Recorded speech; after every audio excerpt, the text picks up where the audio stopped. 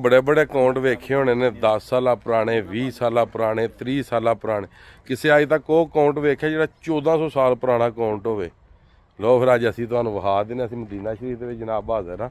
तो अकाउंट फिर किहदा हज़रत उस्माने गनी दा। ठीक है जी, असी आए हैं हुण बीरे उस्माने गनी का जो खूह है उत्थे ये जो खूह है ना जी यह जोड़ा हुण उन्हें बंद की अंदर तैयार कर रहे हैं। ये जो खूह है ये जनाब काफरां कोल सी ते काफर जिहड़े सन मुसलमानां नूं पानी नहीं सन भरन देंदे। ठीक है, तो जो पानी नहीं सन भरन देंदे तो उन्हें आख्या कि तुसीं इंज कम करो कि तुहाडा ते रब है, तो तुसीं अपने रब नूं आखो ना तुहानूं पानी दे।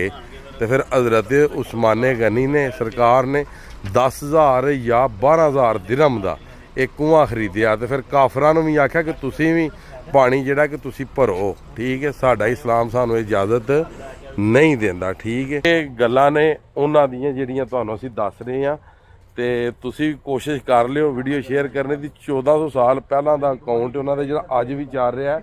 अच्छा, ਉਹਦਾ ਕੀ नाम है? फंदक उस्माने गनी, फंदक उस्मान बिन अफान, फंदक उस्मान बिन अफान। ਉਹਦਾ जिन्ना भी किराया अज रजी अल्लाह तआला अन्हु उन्हां दा जिन्ना भी किराया अज भी आ रहा वे उस अकाउंट सरकार दे विच सारा मदीना शरीफ हरम दे विच दित्ता जा रहा। ठीक है जी, हज़रत उस्मान बिन अफान। ठीक है जी, समझ आ गई जी गल दी।